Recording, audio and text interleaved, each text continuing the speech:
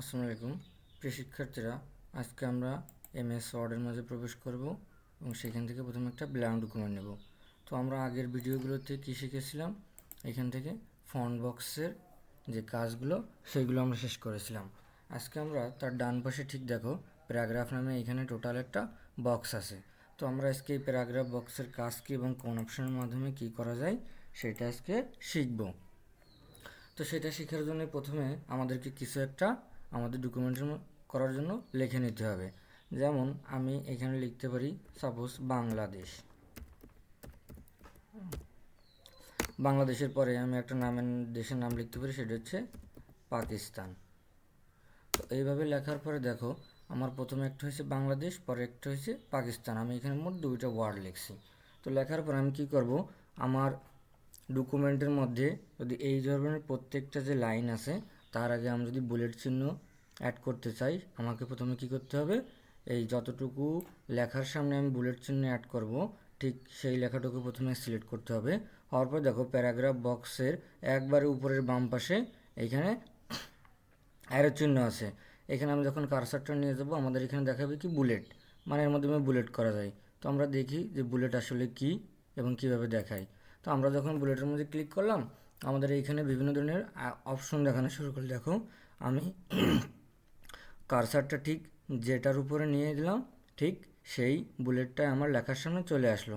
তো মনে করো আমি যে এখানে টিক চিহ্নটা এইটা আমি দিতে চাই আমার লেখার সামনে বুলেট আকারে। তো আমি টিকের উপরে মাউসের কারসারটা নিয়ে লেফটে ক্লিক করলাম। তো দেখো শিক্ষার্থীরা, আমাদের যে দুইটা ওয়ার্ড বাম যতটুকু সিলেক্ট করব ঠিক ততটুকুর সামনে আমি যে ধরনের বুলেট দিতে চাই দিতে পারবো।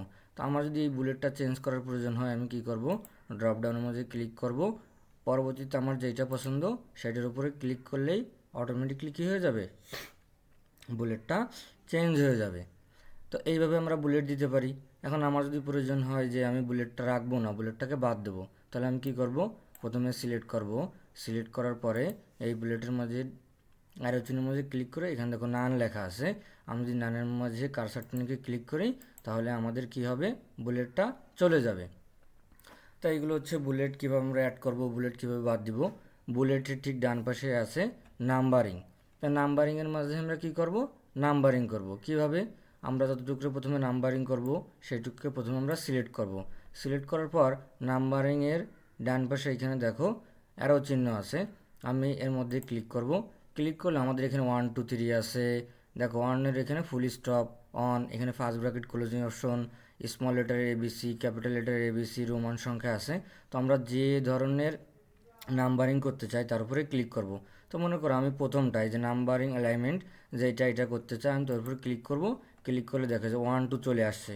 এখন আমি যদি চাই না এটা না, আমি নাম্বারিংয়ের মধ্যে রোমান সংখ্যা আনবো, তাহলে আমি রোমান সংখ্যার উপরে যে ক্লিক করব, ক্লিক করলেই অন না রোমান সংখ্যায় নাম্বারিং হবে। যদি সেইটার দরকার না হয়, আমার স্মল লেটারের এবিসি দরকার হয়, তাহলে আমি স্মল লেটারের এবিসির উপরে যে ক্লিক করব এবং সেই অনুযায়ী নাম্বারিং হবে। তো এখানে একটা মজার বিষয় হচ্ছে, আমি যদি এর নিচে আরও কিছু লিখি তাহলে কি আমাকে পুনরায় আবার নাম্বারিং করতে হবে?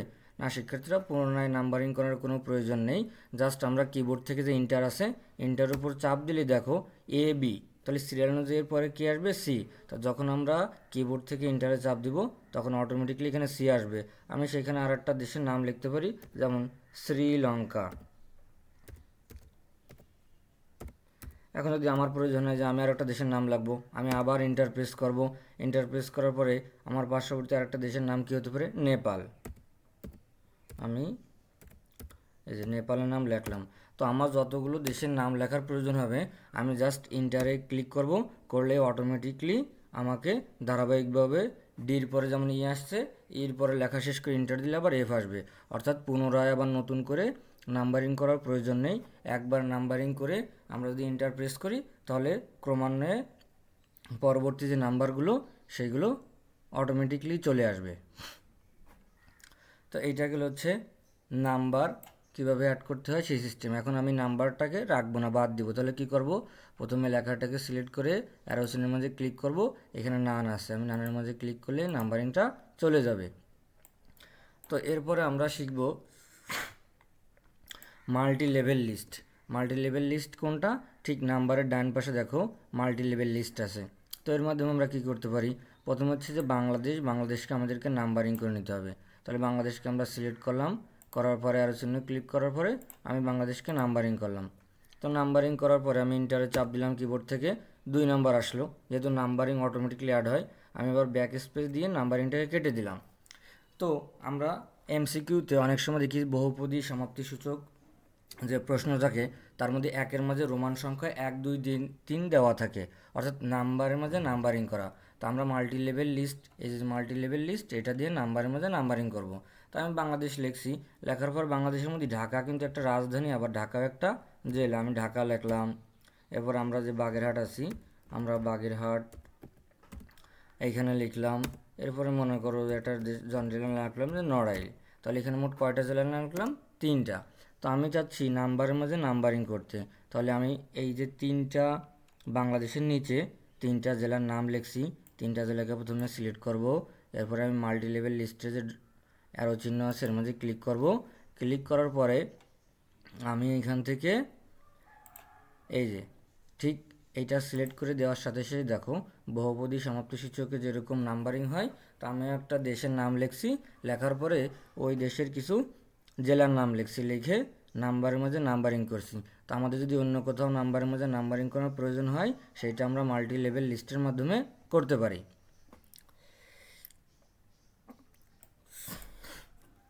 তো শিক্ষার্থীরা আমরা এটা সম্পূর্ণ কেটে দিলাম। দেওয়ার পরে আমি এখানে আবার একটু বাংলাদেশ লিখি, লেখার পরে দেখো এর পাশে ঠিক এখানে দুই দিকে 2টি অ্যারো চিহ্ন দেওয়া আছে, এটার নাম হচ্ছে ডিক্রিজ ইনডেন্ট, এটার নাম হচ্ছে ইনক্রিজ ইনডেন্ট। তো এর কাজ কি আসলে? তো দেখো আমরা যে বাংলাদেশ লিখছি সেইটাকে তো বামে সরানো সম্ভব না, যেহেতু আমাদের এখানে মার্জিন আছে, যেটা আমরা পরবর্তী কোনো ক্লাসে শিখবো। তো আমাদেরকে ডানে সরানো সম্ভব। তো আমরা কীভাবে একে ডানে সরাবো? দেখো আমাদের এইখানে যার দিকে ডান দিকে যে আরও চিহ্নটা আছে ইনক্রিজ ইনডেন্ট, এতে আমরা একবার করে মাউসে লেফট ক্লিক করলে আমাদের এই যে বাংলাদেশ লেখাটা সে ডান দিকে সরবে। এখন বাম দিকেও তো সরার অপশন আছে, যেহেতু আমাদের এইখানে মার্জিন ছিল এই জন্য লেখাটা বাম দিকে যাইতে পারবে না, কিন্তু এই লেখার পাশে তো আর মার্জিন নেই, এইখানে তো আমাদের স্পেস আছে, মানে ফাঁকা জায়গা আছে, সেহেতু আমরা বামে যেতে পারবো। তো আমরা এখানে ডিক্রিজ ইন্ডেন্ট করলে দেখো আমাদের বাংলাদেশ লেখাটা আবার বাম দিকে আসবে। এখানে মার্জিন চলে আসছে, এই কারণে আর বাম দিকে যাবে না, এখন আমরা ডান দিকে নিতে পারবো। তো এইভাবে আমরা ইনক্রিজ ইনডেন্ট এবং ডিক্রিজ ইনডেন্টের মাধ্যমে লেখাটাকে ডানে এবং বামে নিতে পারি। তো এর নিচে আসার পরে দেখো এখানে আছে, এটার নাম হচ্ছে অ্যালাইনমেন্ট। তো অ্যালাইনমেন্টের কাজ কি? যেমন বাংলাদেশ লেখাটা আমাদের পেজের বাম পাশে আছে, তা এইটা হচ্ছে আমাদের লেফট অ্যালাইনমেন্ট, ওই জন্য বাম পাশে আছে। এখন আমরা যদি লেখাটাকে সিলেক্ট করে দেখো এর ডান পাশে আছে সেন্টার অ্যালাইনমেন্ট। তো সেন্টার অ্যালাইনমেন্টের কাজ কি? লেখাটাকে পেজের মাঝখানে নিয়ে যাওয়া। তো আমি বাংলাদেশ লেখাটাকে সিলেক্ট করা অবস্থায় যদি সেন্টার অ্যালাইনমেন্টের মধ্যে ক্লিক করি, তাহলে দেখো আমার লেখাটা কই চলে আসলো? পেজের মাঝখানে। সো শিক্ষার্থী দেখো তার পাশে যে অপশনটা আছে এর নাম হচ্ছে রাইট অ্যালাইনমেন্ট। রাইট অ্যালাইনমেন্টের কাজ কি? যে লেখাটাকে সিলেক্ট করা আছে তাকে পেজের ডান পাশে নিয়ে যাওয়া। তো আমাদের বাংলাদেশ লেখাটা তো সিলেক্ট করাই আছে, তো আমি রাইট অ্যালাইনমেন্টে যখন ক্লিক করব তখন আমার লেখাটাকে পেজের ডান পাশে নিয়ে যাবে। আবার আমি যদি একে বাম পাশে আনতে চাই, আমি লেফট অ্যালাইনমেন্টে ক্লিক করব, লেখাটা বাম পাশে চলে আসবে। তবে একটা লেখাকে আমি বাম পাশে, মাঝখানে, ডান পাশে নিতে পারি। তো শিক্ষার্থীরা এর নিচে আমরা আরও একটা জিনিস লিখবো, বাংলাদেশের পরে আমরা এখানে একটা দেশের নাম লিখলাম আফগানিস্তান। এই আফগানিস্তান যে আমরা এখানে লিখলাম, লেখার পরে দেখো আমাদের এখানে স্পেসিং, লাইন স্পেসিং নামে একটা অপশন আছে, এর মধ্যে আমরা কী করতে পারি?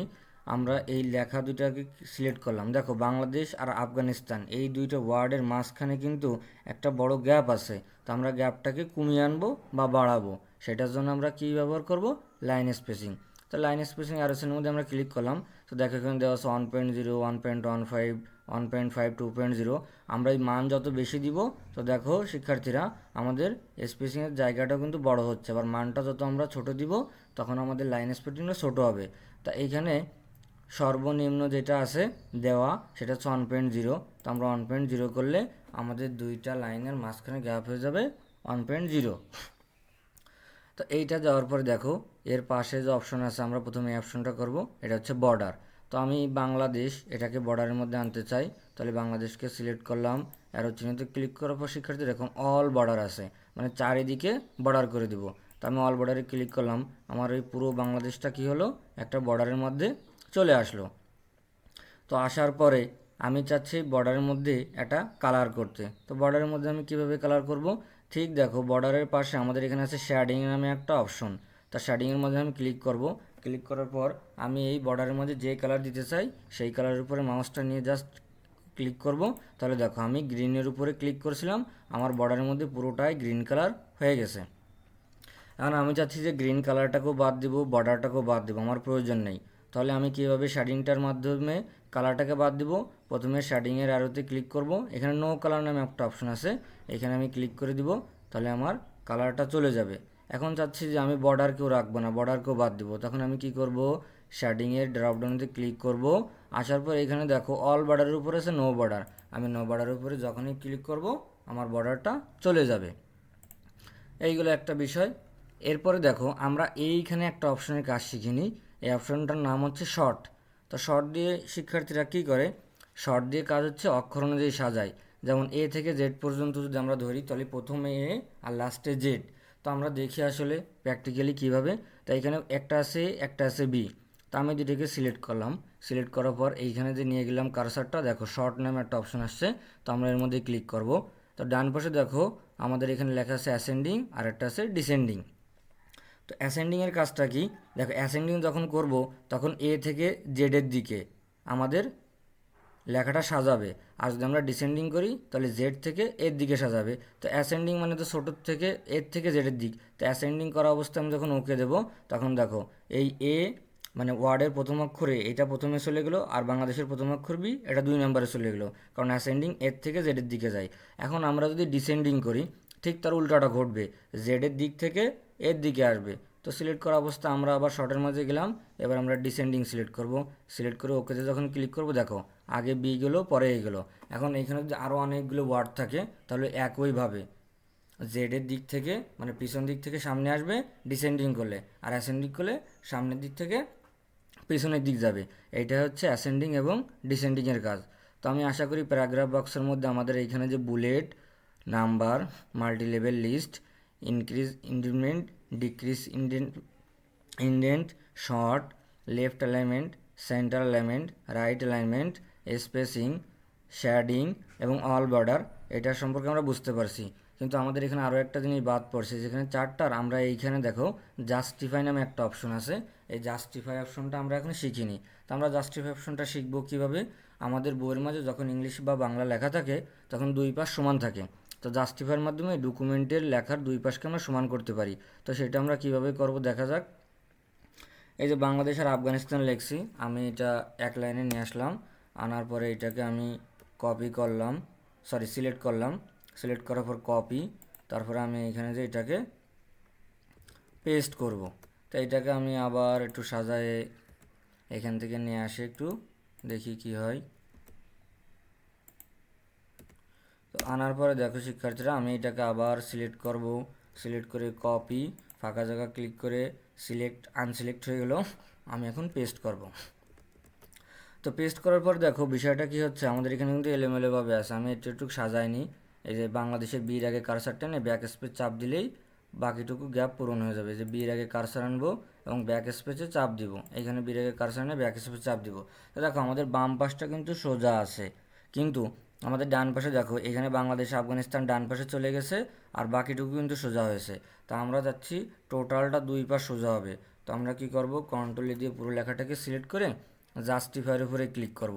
তো জাস্টিফাই ক্লিক করলে দেখো এখন আমাদের বাম পাশ এবং ডান পাশ দুই পাশে কী হয়ে গেছে, সমান হয়ে গেছে।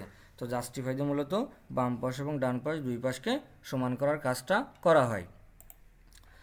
তো শিক্ষার্থীরা দেখো এরপরে আমরা এটা যাওয়ার পরে প্যারাগ্রাফ বক্স শেষ, আমরা এডিটিং বক্সের এখানে ফাইন্ড এবং রিপ্লেস আছে, এখন আমরা ফাইন্ড এবং রিপ্লেস শিখব। তো আমি এখানে বাগেরহাট, এখানে যে একটা নাম লিখবো নড়াইল। তো লেখার পরে ফাইন্ড মানে তো খোঁজা, আমি খুঁজতে চাচ্ছি যে আমার ডকুমেন্টের মাঝে কোথায় বাগেরহাট লেখা আছে। তাহলে আমি প্রথমে কি করব, ফাইন্ডের আরোতে ক্লিক করে ফাইন্ডে যাব।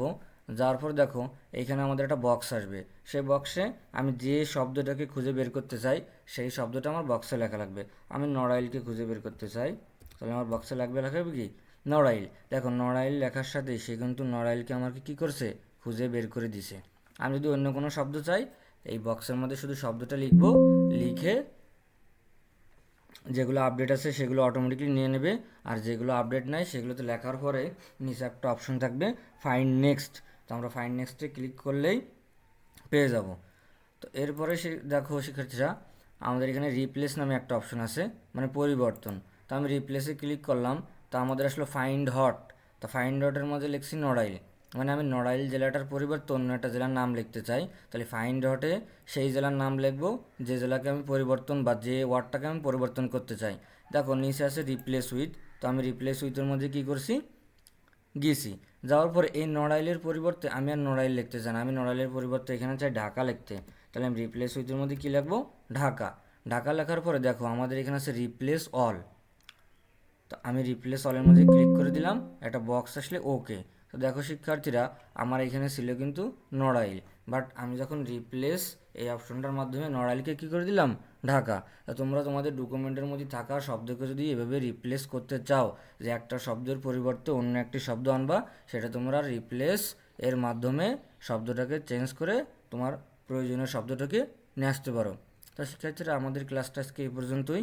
আমরা এর পরবর্তী ক্লাসে আমাদের হোমের পাশে যে ইনসার্ট ট্যাব আছে, আমরা সেই ইনসার্ট ট্যাব থেকে তোমাদেরকে দেখাবো প্রত্যেকটা অপশনের কাজ এক এক করে। তো আশা করি তোমরা সবাই এটা বুঝতে পারছো। তো আজকের ক্লাস এই পর্যন্তই, সবাইকে ধন্যবাদ।